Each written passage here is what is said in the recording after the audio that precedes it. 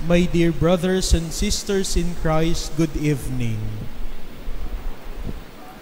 Meron po akong nakita na sabi doon, kapag na-board ka, mag-file ka ng COC. Kapag na-board ka, mag-file ka ng Certificate of Candidacy. Mga minamahal na kapatid, yung pagtakbo sa isang posisyon ay hindi lamang ito nangangahulugan na pag-upo sa kapangyarihan, bagkus ito'y nangangailangan ng malalim na responsibilidad. Kaya nga sabi sa Spider-Man, great power comes great responsibility. Alam ba natin yung ating paglilingkuran? Alam ba yung sitwasyon ng sambayanan? At alam ba natin ang kinabibilangan nating lipunan? Kaya nga sana yung mga nag-file ng Certificate of Candidacy, nag-file sila hindi lamang sa kanilang ambisyon, pero sana nag-file talaga sila dahil gusto nilang maglingkod. Kapag tinanong naman silang lahat at tinanong sila, bakit kayo tumakbo at tatakbo? Kasi gusto naming maglingkod. Wala namang magsasabing, gusto ko lang, wala kayong pake. Pero anong sasabihin nila? Gusto naming mapaglingkuran ang sambayanan ng Diyos. But my dear brothers and sisters in Christ, remember this, great power comes great responsibility. Kaya nga tingnan natin sa ating mga pagbasa ngayon, kung papaano nga ba ang isang lingkod sa tingin at sa mata ng ating Panginoong Hesukristo. In our first reading of today, from the book of the prophet Isaiah, he described a suffering servant, isang lingkod na nagdurusa. At anong sinasabi dito?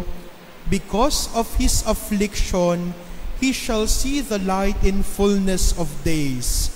Through his suffering, my servant shall justify many, and their guilt he shall bear. Napakaganda po sa Tagalog translation. Yung mga pagdurusa ay mapapalitan ng ligaya. Mga minamahal na kapatid, para tayo ay maging tunay na lingkod, katulad ni Jesus, tayo ay sumusunod sa Diyos na naglilingkod ng totoo, ng tapat at ng lubos. At ito si Jesus, na niyakap ang kanyang krus, ang kanyang pagdurusa para sa kaligtasan ng lahat. Kung titingnan natin, ang krus ni Jesus ay para sa mga Romano ay isang pinakakamari-marim na parusa na kayang matanggap ng tao. But Jesus embraced it. Jesus gave a new meaning to the cross. And the cross becomes our salvation. And the cross becomes the source of love. Kaya nga mga minamahal na kapatid, tingnan natin sa ating sarili. Kung tayo ba ay naglilingkod, handa ba tayo na mahirapan? Are we willing to sacrifice? Are we willing to give everything for the people that we are going to serve? Baka naman marami po sa atin ang naglilingkod, pero kapag gipitan na, kapag nasa gitna ng dilubyo, hindi na makita, nagbakasyon na. Sana ang pipiliin natin na magiging leader ng ating sambayanan ay yung merong malasakit, merong puso na kayang makipagpighati sa kanyang pinagdaraanan ng sambayanan, merong puso na kayang mag-alay ng kanyang oras, ng kanyang talino at kanyang talento. Huwag na po tayong boboto ng mga dancer. Huwag na po tayong boboto ng mga joker. Ang kailangan natin ay yung merong pusong handang magsakripisyo, handang mag-alay ng kanilang oras, kanilang panahon para sa kanilang pinaglilingkuran. Dahil ang Senado, hindi lamang ito isang malaking sirkus. Ito ay lugar kung saan nakasalalay ang kinabukasan ng ating bayan. Baka marami sa atin ang nabibighani sa mga campaign period. Pero sa bandang huli, sino din ang magdurusa? Tayo rin naman. Tayo rin naman, at baka sabihin sa atin, ikaw naman, masyado kang naniwala. Campaign period yon.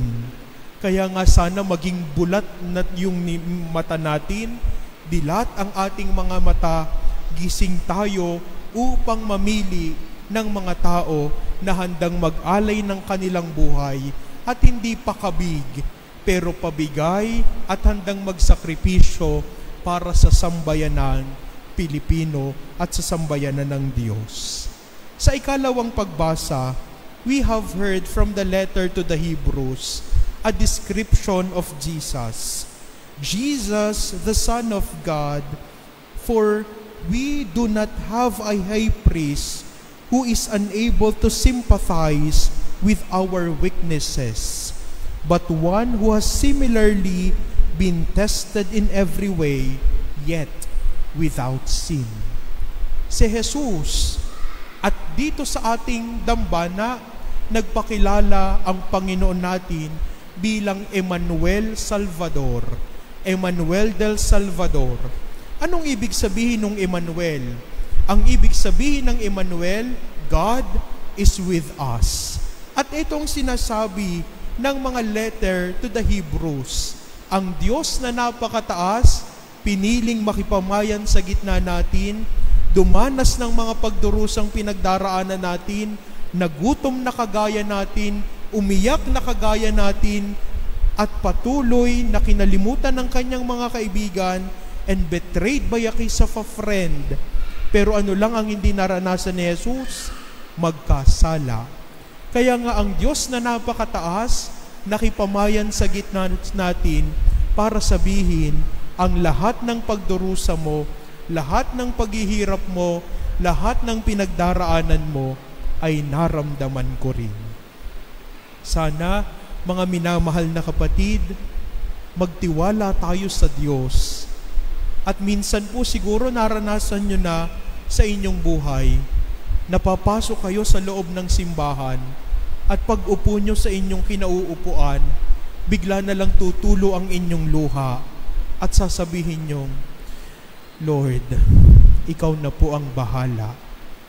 At yung luhang yan, alam na alam ng Panginoon kung anong ibig sabihinan. Alam na alam ng Panginoon ang bawat storya ng ating mga luha. Alam na alam ng Panginoon ang mga storya at bawat patak ng ating mga luha ay naririnig niya ang hinaing ng ating puso at kalooban. Kasi ang Diyos na napakataas, nakipamayan sa gitna natin, naramdaman ang ating pinagdaraanan, naramdaman ang ating kakulangan, naramdaman na ang lakas natin ay nagmumula lamang sa Panginoon. Meron pong isang kabataan nagdadasal sa Panginoon.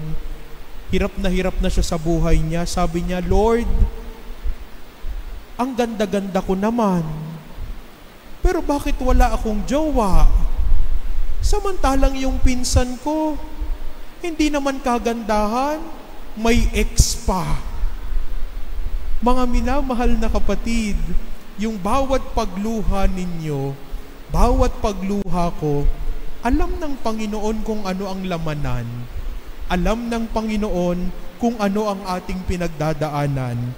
Dahil ang Diyos, nakipamayan sa gitna natin, naramdaman ang ating mga pinagdaanan, at hanggang ngayon, kasakasama natin ng Panginoon at sinasabi sa atin, sa iyong kapighatian, sa iyong pagdurusa, kasama mo ako at maglilingkod tayo hanggang dulo. Mga minamahal na kapatid, sana ito po yung makita natin. Great power come great responsibility. Kapag tayo napapalapit kay Kristo at patuloy na sumusunod kay Kristo, are we willing to suffer? Because our suffering will have a meaning if we embrace our crosses in life. Magkakaroon ng kahulugan ang ating pagdurusa kung alam nating kasama natin si Kristo sa lahat ng ito. Great power comes great responsibility. Huwag na tayong tumingin dun sa kakulangan ng ibang tao, pero sana pumili tayo ng magtutulong sa atin, maglilingkod sa atin, gagabay sa atin upang akayin tayo papalapit kay Kristo Jesus.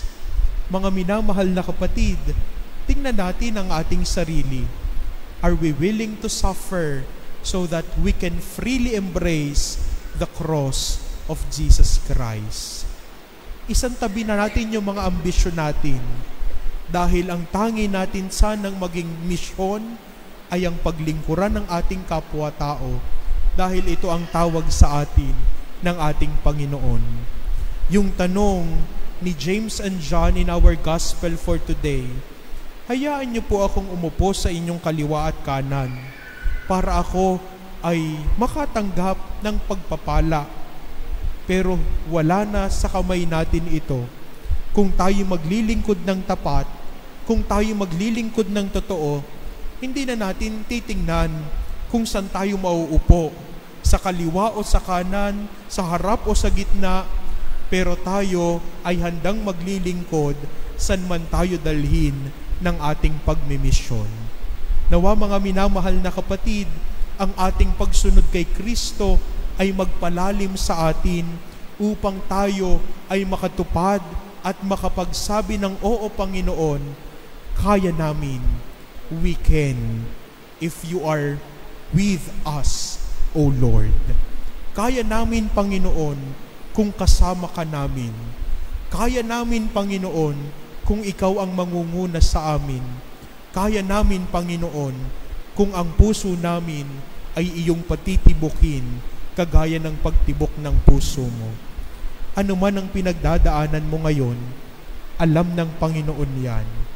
Bawat pagluha ng pagdurusa, bawat pagluha ng kabiguan, alam ng Panginoon yan. That is why Pope Francis is reminding us, do not be afraid to cry, because in crying, it cleanses our soul. Nakakalinis ng kaluluwa ang pag-iyak, at ang pag-iyak ay tanda ng hindi tayo duwag, pero ito'y tanda ng pagpapatitiwala, pagpapaubaya, at sa bandang huli ng ating buhay, sasabihin natin sa Panginoon, Lord, ikaw na po ang bahala. Tumahimik tayo sandali at pakinggan natin ang tinig ng Diyos na nagsasabi sa ating, alam ko ang iyong mga pinagdaraanan. Huwag ka nawang masiraan ng loob na patuloy na maglingkod ng tapat, ng totoo at ng lubos. Dahil sa bawat yugto ng buhay mo, kasama mo ako.